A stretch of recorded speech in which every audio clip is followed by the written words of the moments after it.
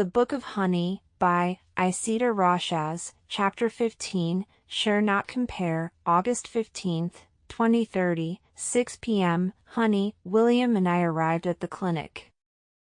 I was getting nervous the closer we got to the drive.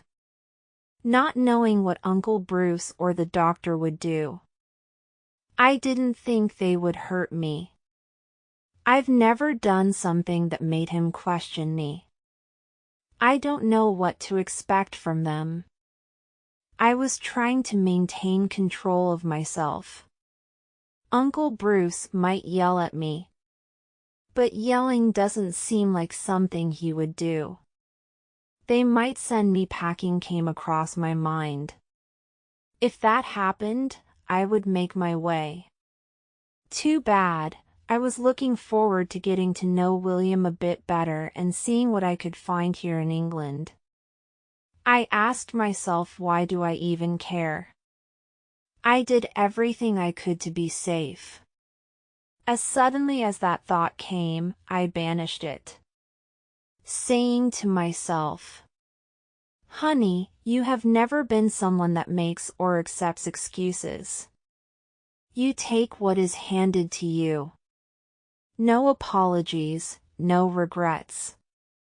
Caring about this was tearing my guts up. It's been a long time since I've been in the company of respectful humans. I've never cared about what people said or wished. Always making my own choices to suit my needs. Here I feared losing Uncle Bruce's confidence in me. Outside were both Uncle Bruce and Dr. Melida. William received a phone call just before we stopped. I was left to fend for myself. Climbing the steps to the front porch gave me a sense of dread. I'd rather be inside the ring with a bloodthirsty monster. At least I knew what was coming at me. I stopped on the first step. I couldn't raise my head. I couldn't recognize the feeling I was standing there holding. I didn't like it rolling around in my gut. The doctor came forward and spoke. "Honey, I am just glad that you are all right."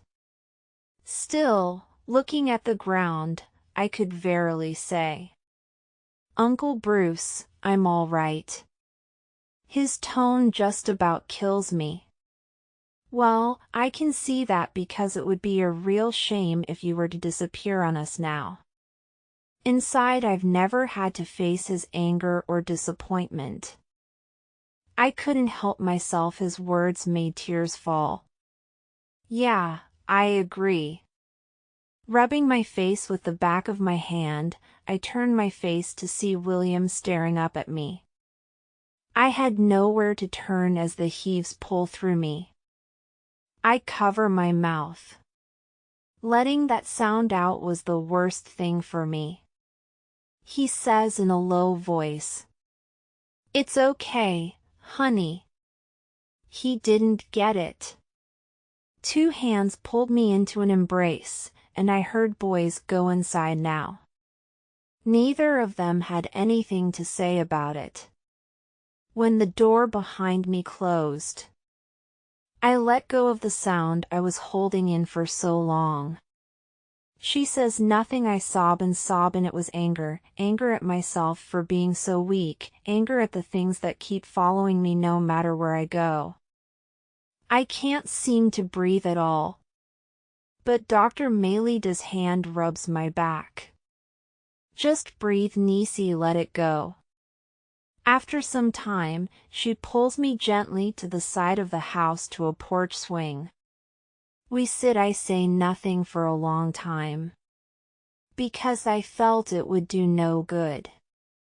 But I told her, "I brought this to your house." She just smiles. "Don't worry about apologizing. I have been to harder places than this. It's not the first time my life has been threatened. I have no doubt it will not be the last."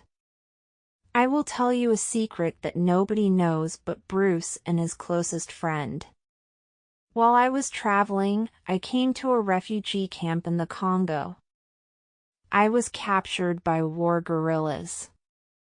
It was the scariest time in my life.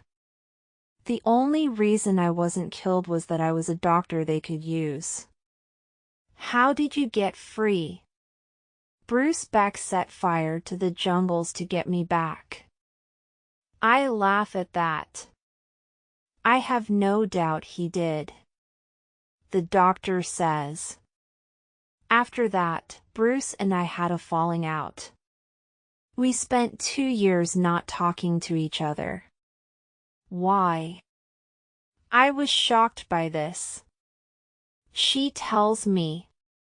Bruce thought because he saved me, he had a right to interfere with my life.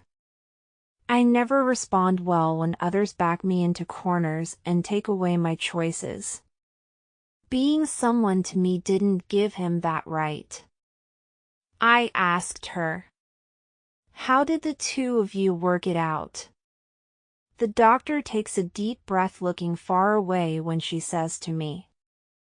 When my father died, he came to get me. At the time I was still mad at him for the things he said, but I later really listened to what he said and what had driven me to lose 2 years without him in my life. I will say that was the worst time. That was the moment I didn't want to be without him. Once my father had been buried, I decided to make plans to put together this clinic. So, I would be around to be with Bruce, and still able to make change in my own way. I let her words sink in and roll around my head. Normally I would never explain myself to anyone. I figured she wouldn't hold it against me. So, I say to her. I didn't want you to get hurt today. I froze when I saw JJ's face. At the moment I grabbed what I could and did what I thought I had to do. She nodded and said to me. I was terrified that you were taken. I headed straight to Bruce and we both went looking, but Bruce had been called away. He was so relieved to hear you were okay. I asked her doubtfully. Really? Her smile never wavered when she said. Believe me, Nisi, Bruce has tells. I say to her. No, he doesn't. She tells me right back. Oh yes, he does. Like when he is angry, he says nothing to you till most are left sweating bullets. When he is happy, he gets chatty, and his language gets colorful. I stopped and thought about it for a moment. Tell me more. She smiles. I will say that you have thrown him for a loop. He is behaving in such a strange way. You have gravity with him, and he can't get enough of you. I asked her. What makes you say that, and how can you tell? She tells me. The lengths he is going through to get what you want. When the 3 of you were planning things, he could have given you a lump sum and it would have been enough.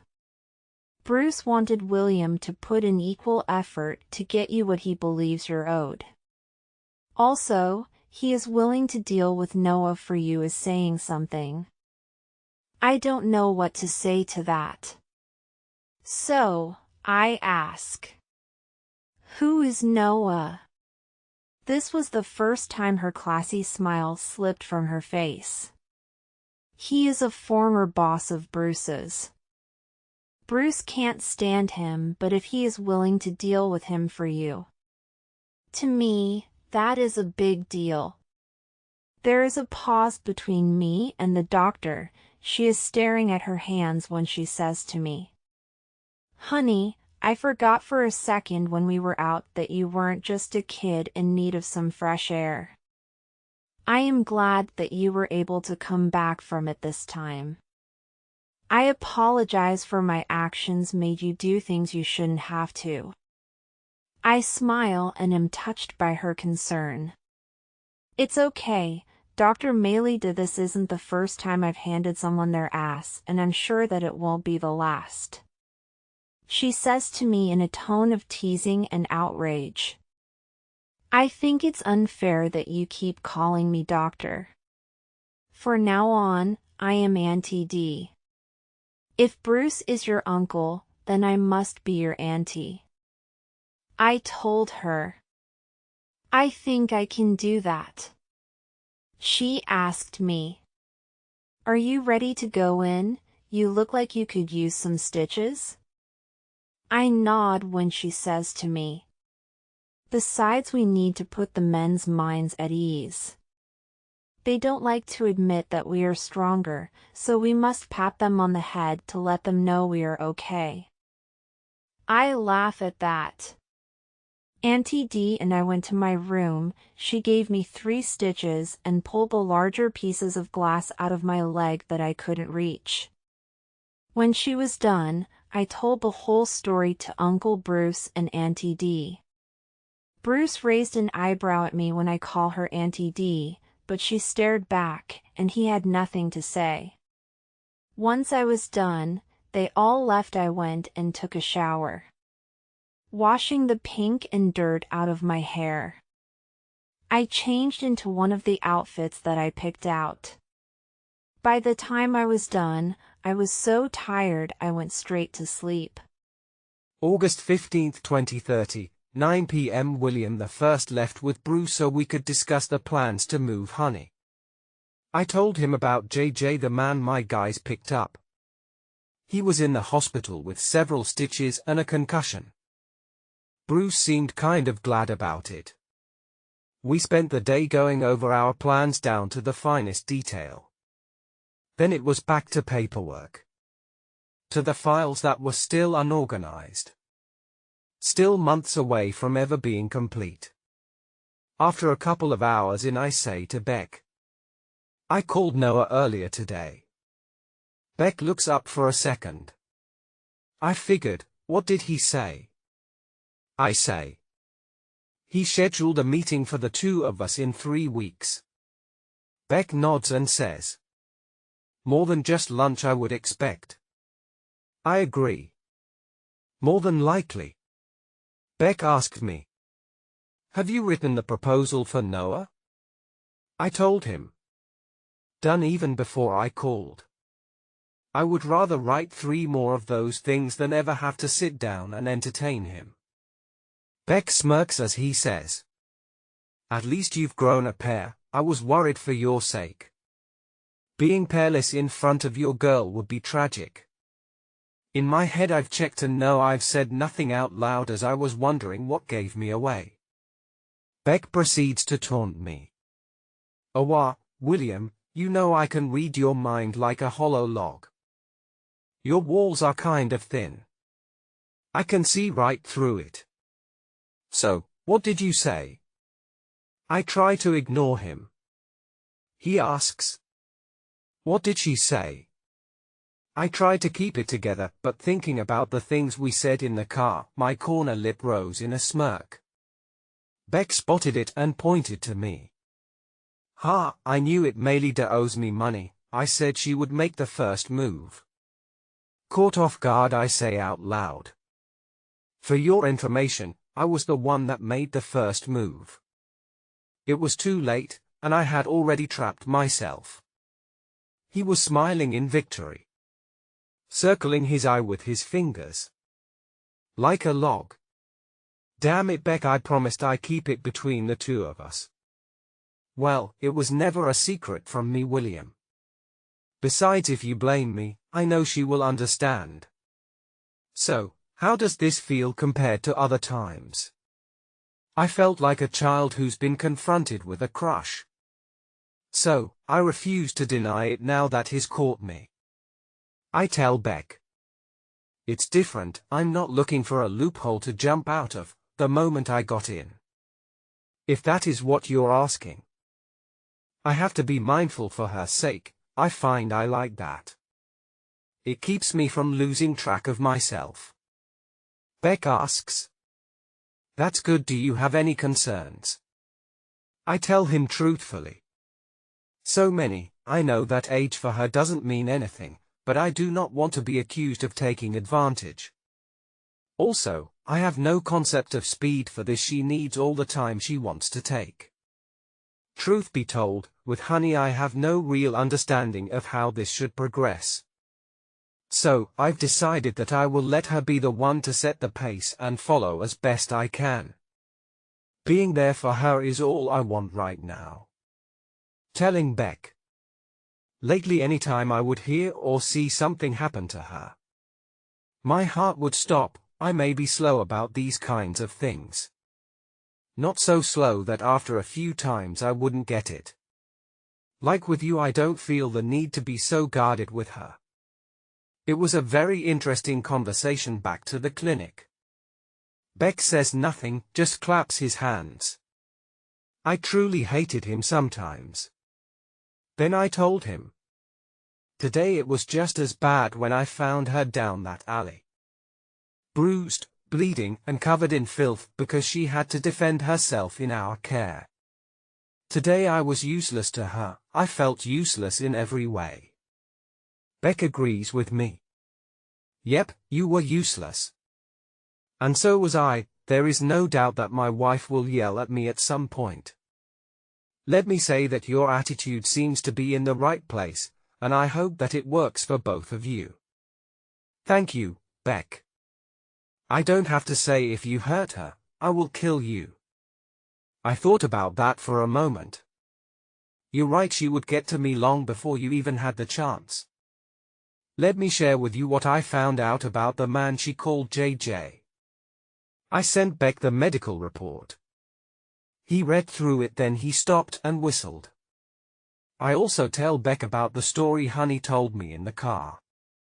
Damn, now that is a man without a pair. He ain't ever going to have a chance to grow them back. I know it will be bad, but I want to know the story of this nutless wonder. Seems like he got what was coming to him. Yeah, when I asked her about how, she told me I didn't want to know. All I have to say to you, William, is don't fuck this up. It might just cost you. We both laugh over that for some time and then we get back to work. I crashed at Beck's and we headed straight to the clinic to explain the plan we have.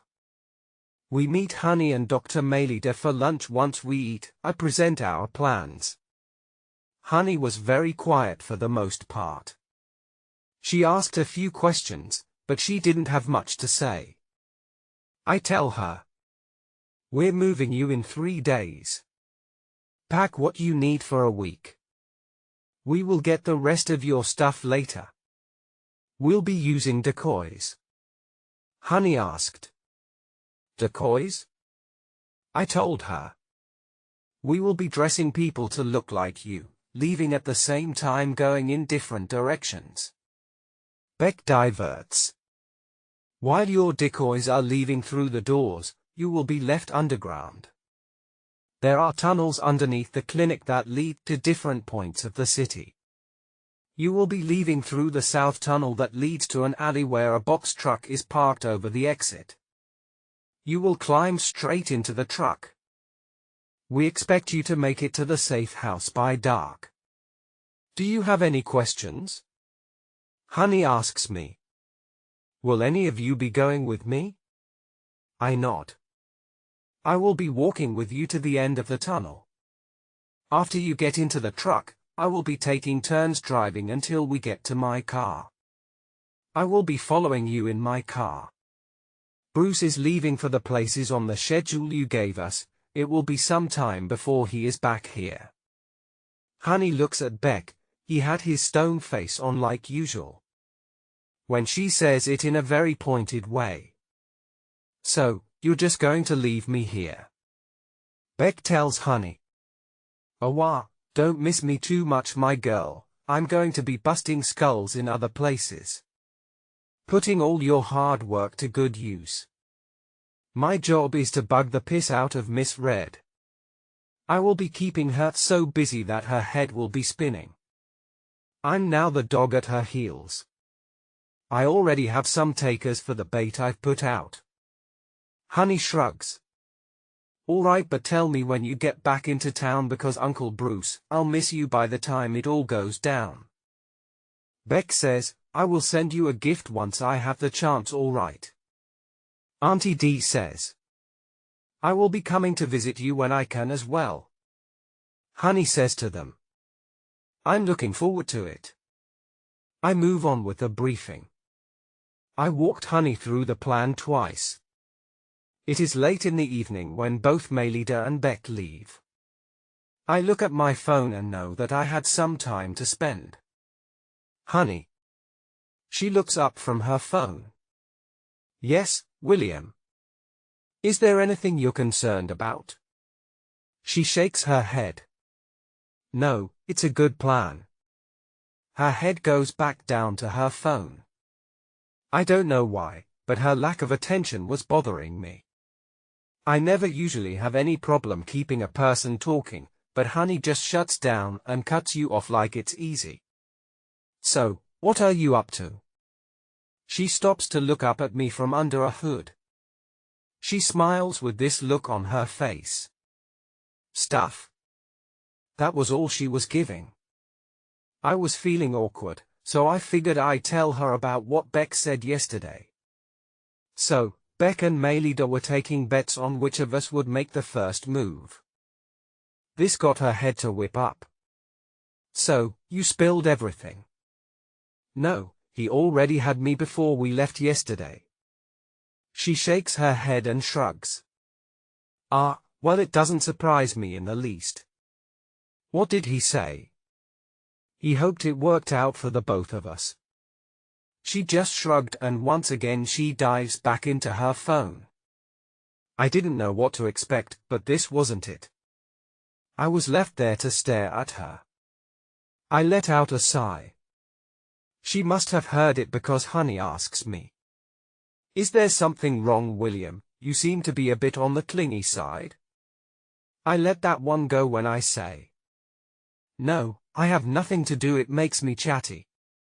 She asks me. Would you like to help me? I'm just about done. There. I was hopeful. What can I do? She stands up and says. Come on, follow me. She leads me to her room. There are bags everywhere. When I say out loud, wow, how much stuff did you get?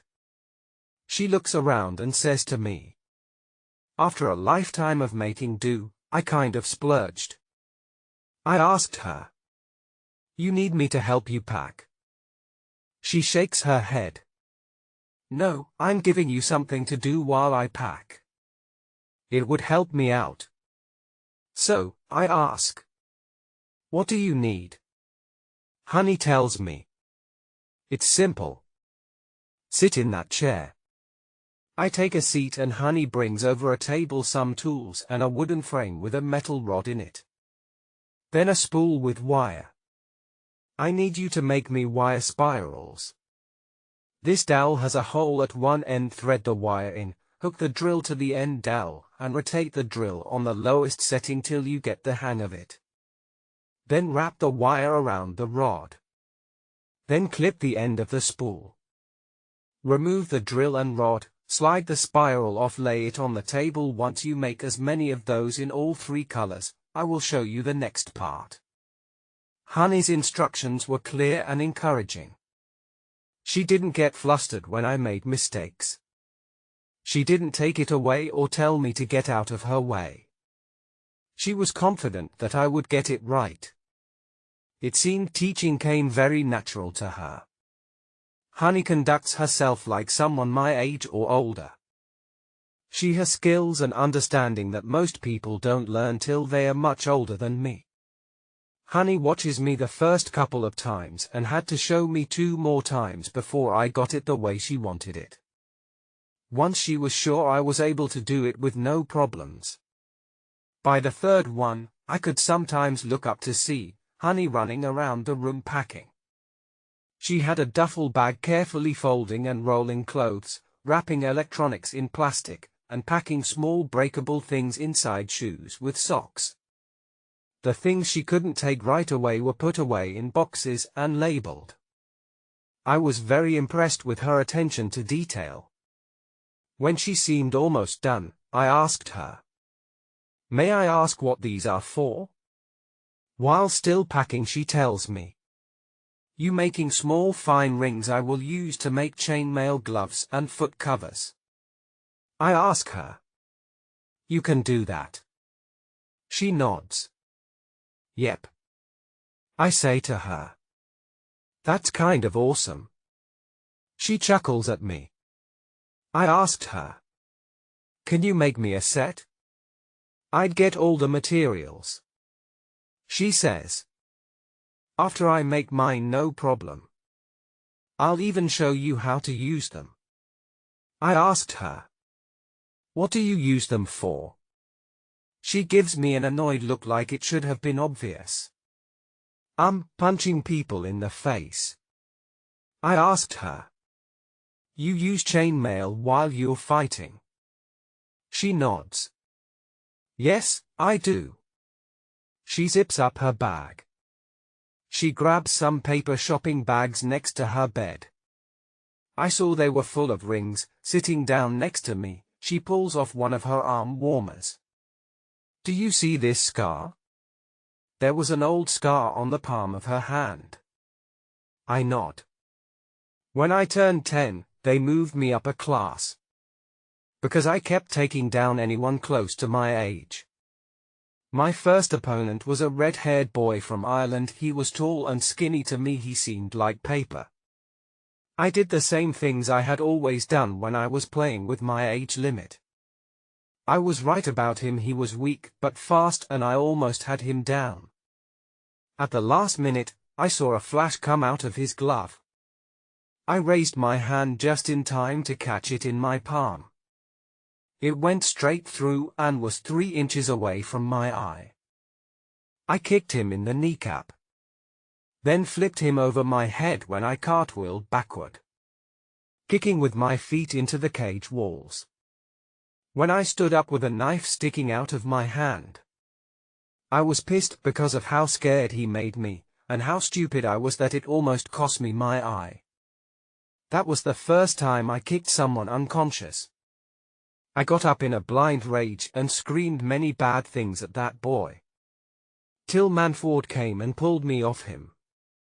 After that I rethought the way I was fighting. I was needing to compensate for the things I was lacking in the face of someone older and better than me. That is why I wear weighted chainmail gloves and foot covers. I was stunned into silence, trying to process what she was saying to me. Honey's eyes were clear, her face was smooth, and no hesitation. Telling me that story like a hardened veteran. Waiting for me to respond to her. I didn't know it, but this moment was weighted. Because what I said was important to her. "Okay," I took off my jacket and unbuttoned my sleeves. Honey's expression became alarmed. But I held up my hand. "Honey, don't jump to conclusions."